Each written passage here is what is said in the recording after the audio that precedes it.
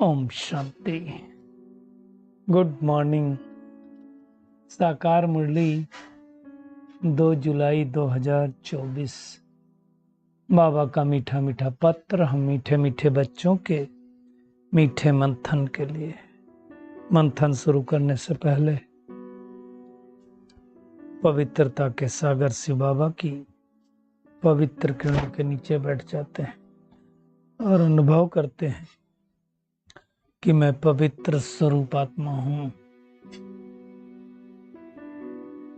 पवित्रता के सागर की संतान हूं। आज की साकार मुरली में बाबा ने 3-4 शब्द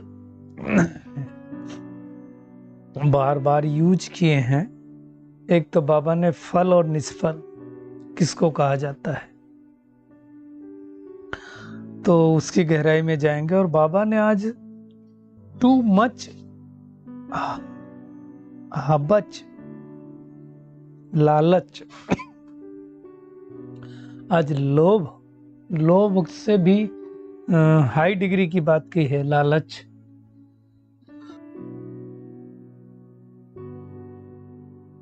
तो उसकी गहराई में हम जाएंगे। और बाबा ने बुद्धि योग की बात की है आज फिर से। बुद्धि योग किसको कहा जाता है ना। और भगवान को क्यों रोज रोज कहना पड़ता है कि मुझे याद करो। दूसरा बाबा ने ईश्वरीय मत और मानव मत के बारे में आज कहा है। विकारी और निर्विकारी दुनिया के बारे में बाबा ने कहा है।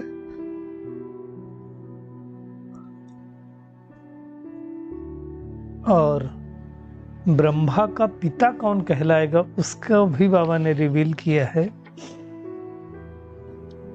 झरमुई झगमुई के बारे में बाबा ने अटेंशन खिंचवाया है।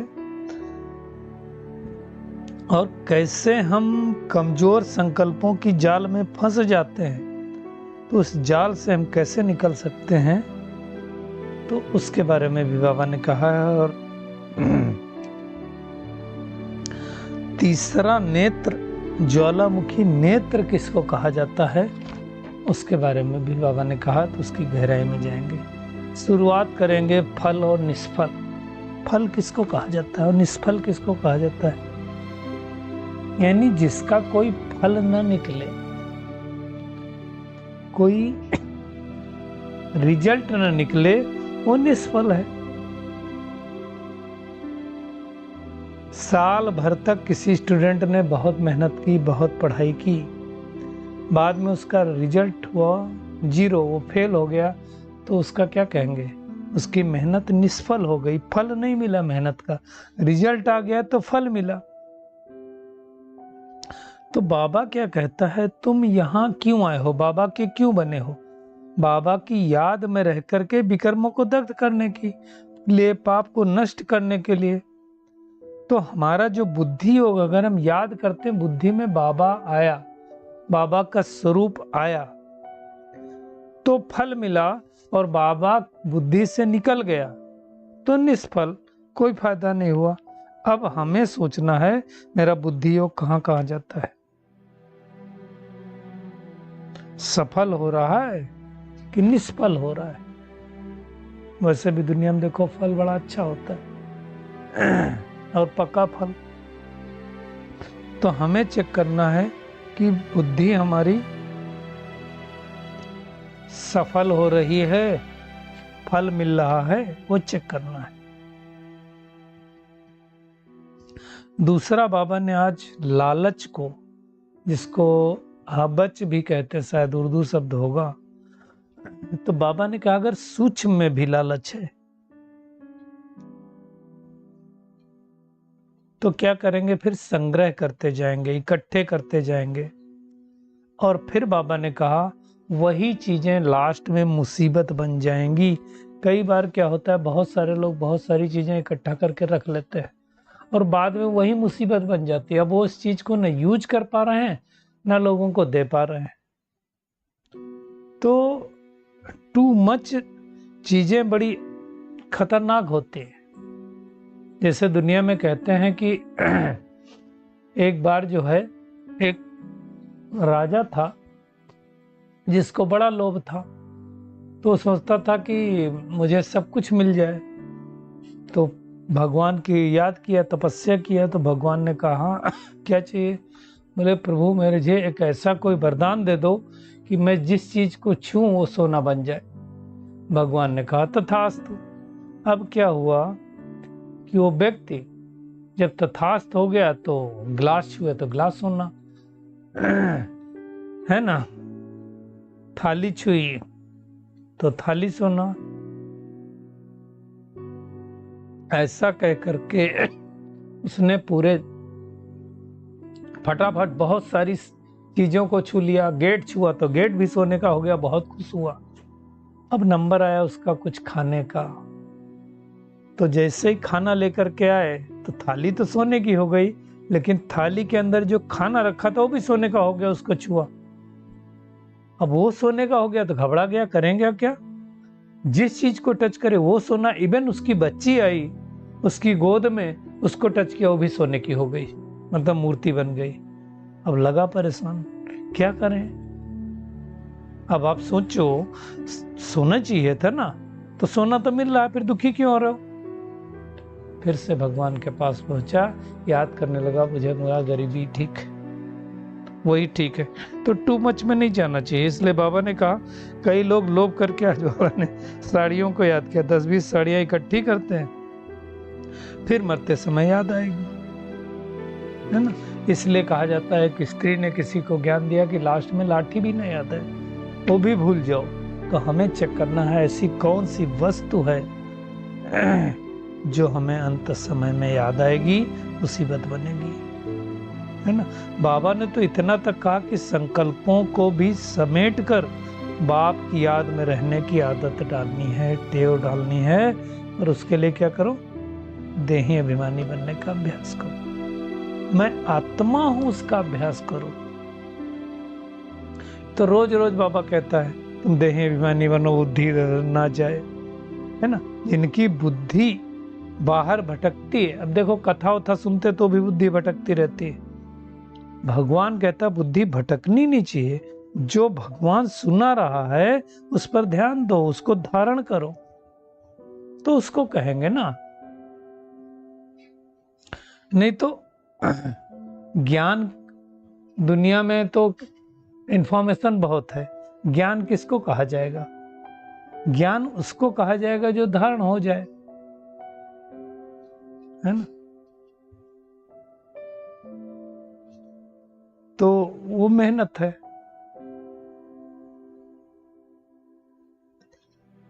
तो अब ये कब होगा? जब हमेशा ये ध्यान रहे हमको पढ़ाने के लिए निराकार परमपिता परमात्मा परम धाम से पतित दुनिया में पतित तन में आया है। वो हमेशा ध्यान रहना चाहिए, लेकिन हम भूल जाते हैं। माया घड़ी घड़ी भुला देती है। इसलिए बाबा कहता है खबरदार रहो और सबको बताओ, जो पतित पावन दुख हरता सुख करता है वो इस सृष्टि पर आ चुका है। दुखों से छुड़ाने के लिए आया है, लिबरेट करने के लिए आया है ना। और लिबरेट करके सतयुग सुख धाम को लेकर के जा रहा है, कलयुग दुख धाम से छुड़ाकर। बाबा ने शिकायत किया, कई बच्चे हैं जो सारा दिन में 1 मिनट भी नहीं याद करते हैं, फिर उनको याद कराने के लिए बिठाना पड़ता है, निष्ठा में योग कराना पड़ता है। भगवान याद कराने की युक्ति करने की बताता है,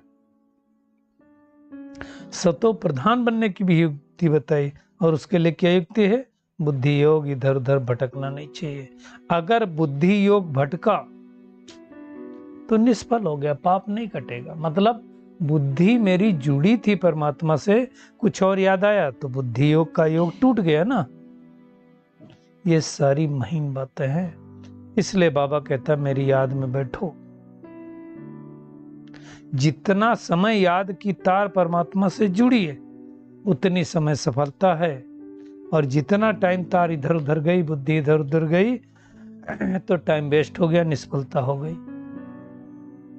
अब सोचो सारा दिन में कितना टाइम हमारी बुद्धि जुड़ी रहती है, कितना टाइम बुद्धि इधर उधर रहती है। इसका मतलब क्या हुआ कि सारा दिन में अगर 12-14 घंटे भी अटेंशन रहता है तो मेजर टाइम तो हमारा निष्फल में ही जाता है ना। बाबा ने कहा टहलने जाओ, कुछ भी करो, लेकिन याद करो,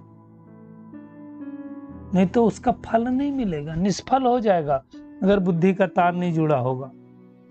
कब से ये बातें बाबा समझा रहा है, फिर भी हम समझ ही नहीं पा रहे हैं।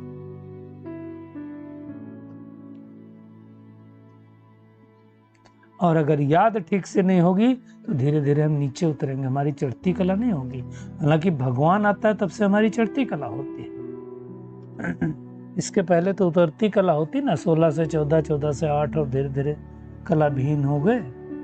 तो अब हम जितना याद करेंगे उतना सतो प्रधान बन जाएंगे। सतो प्रधान तमो प्रधान से बाबा ही हमको बनाता है, दूसरा तो कोई बता नहीं सकता। आज बाबा ने इसके बारे में भी कहा, यहाँ देखो लोग कहते हैं हम तो स्वर्ग में। अब स्वर्ग में सोचो, अगर कि स्वर्ग में कोई हॉस्पिटल होगा, कोई दुखी होगा, कोई रोगी होगा। यहाँ तो कितने शारीरिक दुख हैं, हॉस्पिटल भरी पड़ी है, इसको स्वर्ग कोई कैसे कह सकता है? बहुत बड़ी भूल है। आज बाबा ने भी कहा जो बहुत होशियार हैं उनको टीचर कहा जाता है, जो कम होशियार हैं उनको स्टूडेंट कहा जाता है। तो हमें सबको पैगाम देना है और दे करके परमात्मा का सत्य परिचय देना और सबको बताना कि ईश्वरीय मत पर चलो। ईश्वरीय मत क्या है? जो हमारी सद्गति करती है। मानव मत क्या है? जिससे हम नीचे गिरते हैं। रात दिन का फर्क है। मानव मत क्या कहती है? ईश्वर सर्वव्यापी है। ईश्वरीय मत क्या कहती है? परम धाम निवासी है। मानव मत क्या कहती है? कण कण में वो है। मानव मत क्या कहती है? देवी देवताएं सब भगवान हैं। ईश्वरीय मत क्या कहती है? परमात्मा एक है। तो ये डिफरेंस है। ईश्वरीय मत क्या कहती है? चक्र 5000 साल का है, वापस घर जाना है ना। मानव मत क्या कहती है? अभी 40,000 वर्ष चलने वाला। तो ये डिफरेंस है, इसको डिफरेंशिएट करके हमें याद रखना है। आज बाबा ने ब्रह्मा के बारे में भी कहा कि वो ग्रेट फादर। अब उसका फादर कौन? तो ब्रह्मा का साकार बाप कौन? ये तो किसी को पता नहीं। दादा लेखराज का साकार बाप कौन? वो सबको पता है, लेकिन ब्रह्मा का साकार बाप कोई बतला ही नहीं सकता है ना। जैसे निराकार शिव बाबा के लिए कहते हैं उनका बाप बताओ, तो फिर इसी प्रकार से साकार प्रजापिता ब्रह्मा का बाप भी साकार नहीं हो सकता, उसका बाप तो निराकार ही होगा। ये सब समझने की बात है। शिव बाबा ने ब्रह्मा को अडॉप्ट किया है, विष्णु को अडॉप्ट नहीं किया है।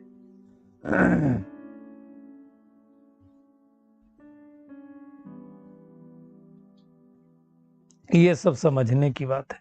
ब्रह्मा ही फिर विष्णु बनता है। बाबा ने कहा हर एक की बुद्धि नंबरवार है। जितनी बुद्धि उतनी टीचर की पढ़ाई पढ़ सकते हैं, है ना। और नंबरवार है भाई, नंबरवार फिर पद भी पाते हैं। बाबा ने कहा भले पढ़ाई एक है, परंतु डिनास्टी बननी ना। राजाओं के पास भी बहुत दास दासियां होती हैं। बाबा ने आज कहा राजा बनना मेहनत का काम, हर कोई तो बनेगा नहीं। तो समझ सकते हो कि हमें कौन सा पद मिलेगा। तो ऐसा तो कम से कम नहीं पढ़ना चाहिए कि हम जन जनातर दास दासी ही बने। भले दुख नहीं, लेकिन दासी तो दासी होती है। इसलिए बाबा आज बार बार कह रहा है अगर बुद्धि जरा भी उधर उधर गई तो टाइम वेस्ट हो जाएगा, है ना। कई लोग बाबा ने कहा घूमने घामने जाते हैं तो सिर्फ झरमुई झगमुई की बातें करते हैं। नहीं करनी है, ज्ञान की बातें करनी है, मुरली की बातें करनी, योग की बातें करनी, पुरुषार्थ कैसे आगे बढ़े वो बातें करनी।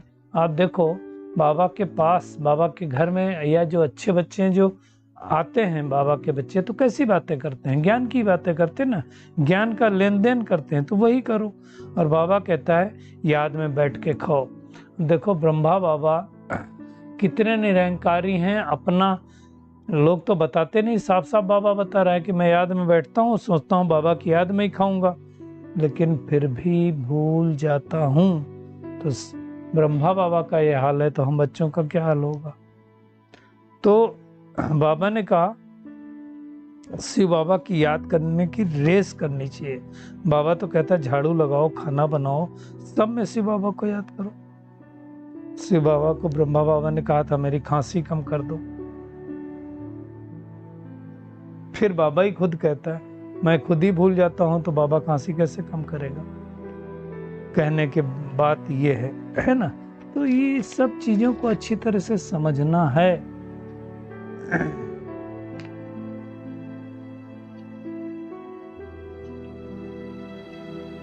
बाबा ने एक और अहम चीज बताई कि माताएं, अबलाएं जो किसी भी तरह से एक एक रुपया निकाल करके सेंटर पर देती है, उनसे परवरिश होती है ना, तो उस पैसे का दुरुपयोग नहीं होना चाहिए, नहीं तो 100 गुना पाप सिर पर चढ़ेगा। इसलिए बहनें भी बहुत ध्यान रखती हैं कि हम फालतू खर्च तो नहीं करते हैं, करते हैं कुछ नहीं भी करते होंगे। आज का वरदान है बहुत अच्छा, निश्चय बुद्धि बन कमजोर संकल्पों की जाल को समाप्त करने वाले सफलता संपन्न हो। मकड़ा नहीं बनना है कि अपने जाल में खुद ही फंस जाओ। बाबा ने कहा अभी तक मेजोरिटी बच्चे कमजोर संकल्पों की खुद ही रचना करते हैं। सोचते पता नहीं क्या होगा, होगा नहीं होगा, क्या होगा। ये है कमजोर संकल्प। क्या होगा तो फिर क्या ही होगा, और फिर यही कमजोर संकल्प दीवार बन जाते हैं और सफलता उस दीवार के अंदर छिप जाती है। माया कमजोर संकल्पों की जाल बिछा देती है और उसी जाल में फंस जाते हैं। इसलिए मैं निश्चय बुद्धि विजयी हूं, सफलता मेरा जन्म सिद्ध अधिकार है।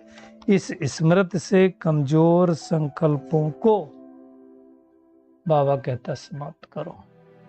मेरी सफलता निश्चित है, इसमें डाउट नहीं होना चाहिए। कई लोग तो कहते हैं 18 सेकंड तक अगर एक ही संकल्प आए तो संकल्प पूरा होता है। इसका मतलब 18 सेकंड भी हम लगातार कंसंट्रेट नहीं कर पा रहे हैं। स्लोगन है तीसरा ज्वालामुखी नेत्र खुला रहे तो माया शक्तिहीन बन जाएगी। एक तो तीसरा नेत्र कौन सा है? आत्मा रूपी नेत्र। और इसको ज्वालामुखी नेत्र क्यों कहा? ये नेत्र अगर खुला है तो परमात्मा से कनेक्शन जुड़ा है, और जब परमात्मा से कनेक्शन जुड़ा रहेगा तो परमात्मा की किरणों के द्वारा माया हमारे समीप आ नहीं सकती है। हमारे चारों ओर एक आभा मंडल बन जाएगा और माया विदाई ले लेगी। तो आज का होमवर्क क्या है? एक तो क्या करना है हमें? हमारा बुद्धि योग इतना क्लियर हो कि हमारा कोई भी फल निष्फल नहीं जाए, और टू मच लोभ नहीं करना है। ऐसी चीजें नहीं जमा करनी है कि अंत में वही चीजें आएंगी, है ना। बाबा ने कहा वॉकिंग भी करते हो तो क्या करो? कई लोग 2 लोगों के साथ वॉक करते हैं ना, तो फिर वो बातें करते रहते इधर उधर की। इसलिए मैं तो प्रिफर करता हूँ अकेले वॉक को, क्योंकि क्या होता है कि 2 लोग जाएंगे तो इधर उधर की तो बातें करेंगे। अब या तो कोई ज्ञानी तो आत्मा हो, नहीं तो क्या है, चुपचाप लगा लिया ज्ञान की बातें सुनी या बाबा को याद किया। तो बाबा कहता आपस में झरमुई झगमुई नहीं करना, पर चिंतन प्रदर्शन नहीं करना है, मानव मत पर नहीं चलना है, ईश्वरी मत पर चलना है। और जुबान को शांत में रखने के लिए बाबा ने क्या कहा? याद की रेस करनी है। भोजन भी बाबा की याद में बनाना है और चार्ट भी रखना है। आज बाबा ने फिर से चार्ट को याद किया है, और हमेशा ज्ञान रूपी तीसरा नेत्र खुला रहे, जिससे माया शक्तिहीन बन जाएगी। शुक्रिया मीठे प्यारे बाप दादा, शुक्रिया सभी का इस मीठे मंथन के लिए। अच्छा, ओम शांति।